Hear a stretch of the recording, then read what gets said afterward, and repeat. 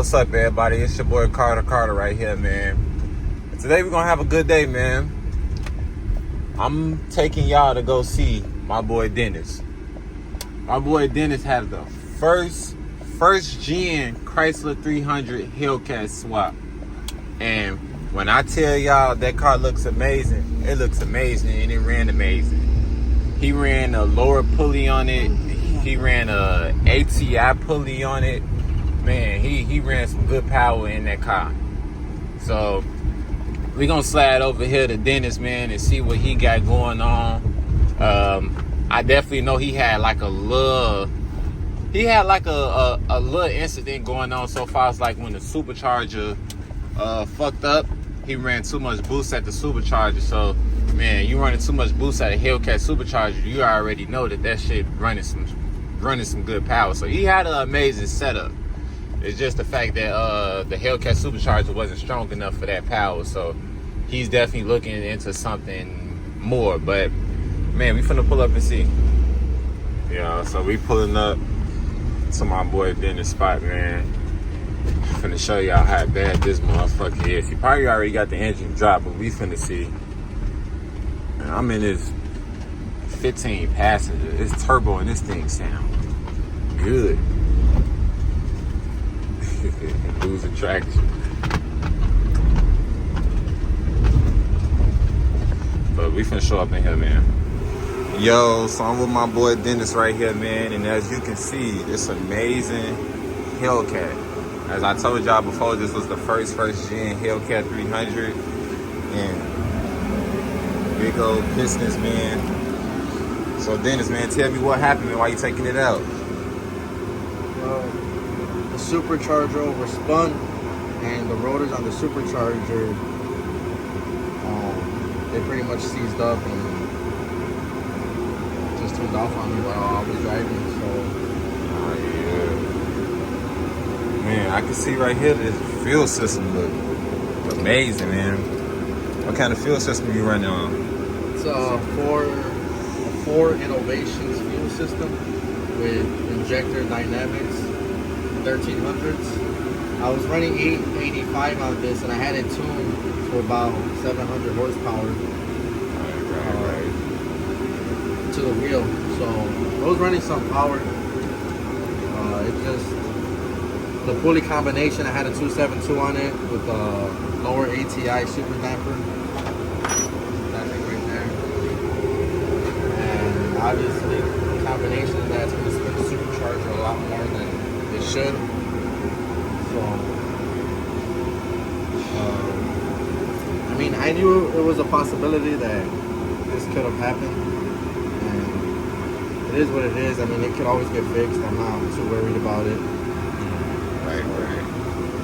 Man, this thing looked amazing, man. I seen you at that caught me that Mr. Gandamic threw, man. Yeah, this motherfucker was running, man. I seen you on the expressway just going, man. So, what kind of builds in the future that you got for this thing? Like, what kind of miles you want to do in the future, or what you got planned for it? Planned for it?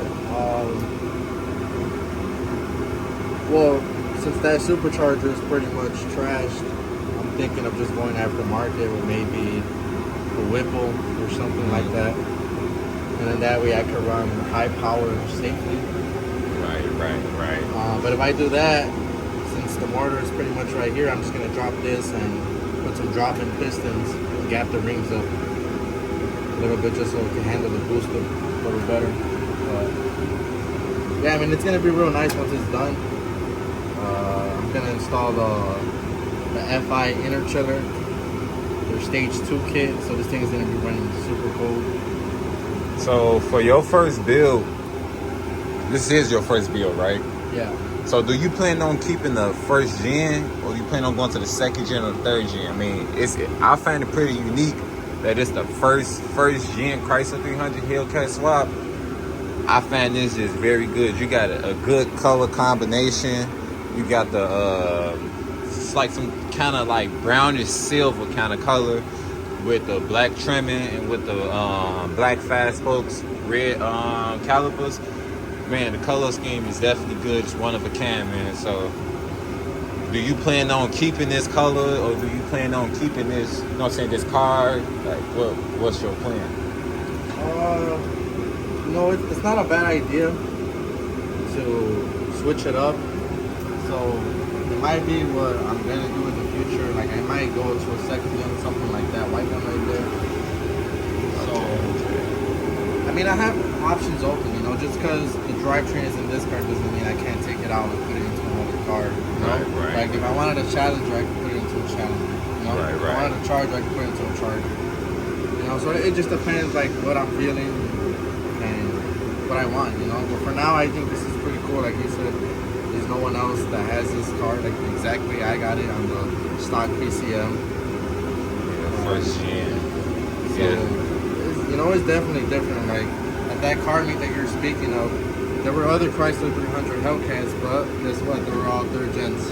Right. You know, they're all 2015 and newer. So, you know, it's different. You know, so I like it. I'm happy with it. Like.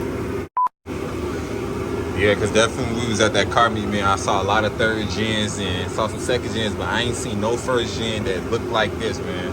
So what you got planned on so far as interior? I know you went with something different in the insides. You went with like this, Yeah, I went with the stock PCM.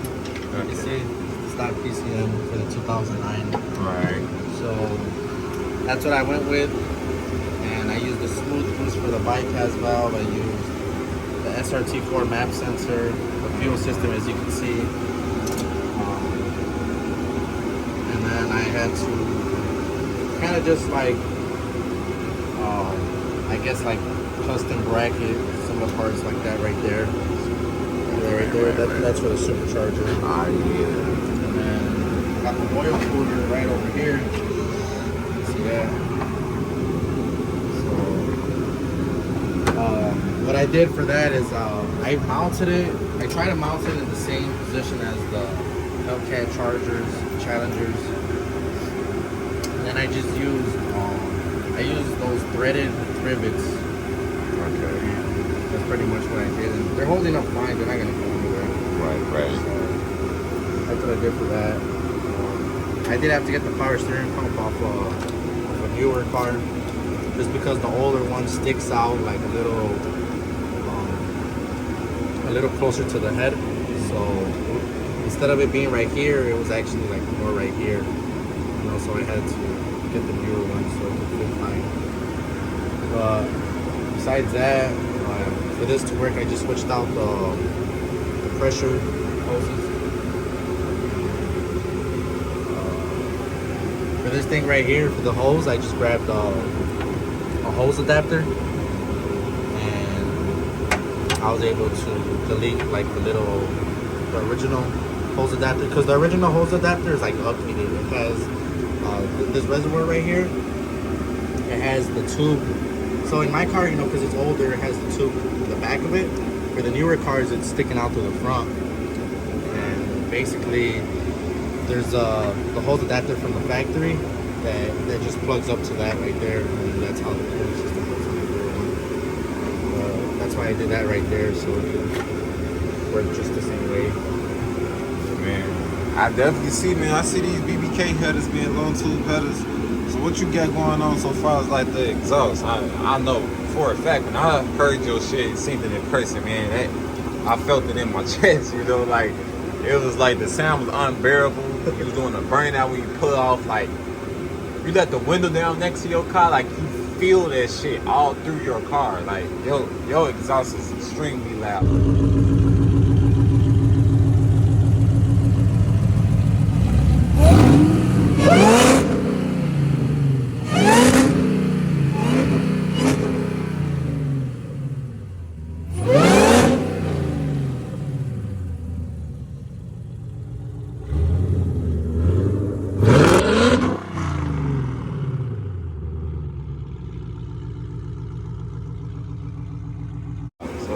Tell me a little bit about your setup. Yeah, it definitely is louder than most cars, and the reason for that is because I have the long tube headers. I went catless, and not on purpose, but because I had high flow cats with those long tube headers, and while I was driving it, I guess like the boost was just too much pressure and it was destroying the filters inside the kind of like the converters. So I mean, I pretty much had no choice. It was either to replace them and try to get OEM ones or just take them out. And I had a conversation with my tuner, and that's pretty much what we decided on was, you know, which was actually better than having cats on it. So, you know, because it breathes better. So I'm catless, and then I got a Borla exhaust. It's I believe 2 3/4 inner diameter exhaust system. Is the Borla Attack. Okay, man. So any new exhaust you want to go with once you're done with this? You know, you want to go with something better, or you like the setup that you get now? It's okay. You know what? I have been leaning more towards Corsa. I think the Corsa sounds fucking amazing too. Oh yeah, Corsa Extreme. Yeah, so that's probably what I'm gonna get once I get it all like fixed up or whatever. Because if you look inside the intake port, what? See that shit? Yeah. It's not supposed to be in there. And obviously that's not good. And it's in all of them. So at the very least the cylinder heads have to come out so we could, you know, check it out, make sure the pistons didn't break or anything like that. Right. But like I said, I'm more than likely gonna do drop-in pistons anyway. So if I do that, I'm just gonna do like a full rebuild just to be safe. Get upgraded bearings and do the whole thing. Do it right. Yeah, so your motor would be good and healthy. Yeah, I definitely get what you said. Yes, sir. So, I mean, the setup only had, I think, like 4,700. I don't know the exact number off the top of my head, but whenever I searched up the VIN from the car it came out of, it had like 4,700 miles, like 4,700 miles. And I put about maybe 4,000 miles. So you could say I was about like 8,500 miles, something like that. So this setup has less than 10,000 miles. You know, it's unfortunate what happened, but I'll come back. It'll be better than ever. Man, I always like that, man. I'm definitely going to see you out there in them meets, man. I'm going on with a build myself. I'm planning on doing like a 426 stroker on the 6.4. And I'm going to go with NA, man. I mean, like, I ain't trying to have the fastest car out there, but We want to have something fun. yeah, I want to have something fun. I'm going to go with an NA motor. Ain't nobody really got NA motors out here, you know. So I'm going with NA motor, and I'm going to try to throw some boost on top of it. I mean, not really so much as boost. I'm going to go with an NA motor, and I'm going to try to throw some spray on top of it. And should try to do like one big shot. So should try to get something going on, man. But man, this car looks amazing, man. I told you when I first seen that I had to come over here and show these people, man, what this car actually looked like.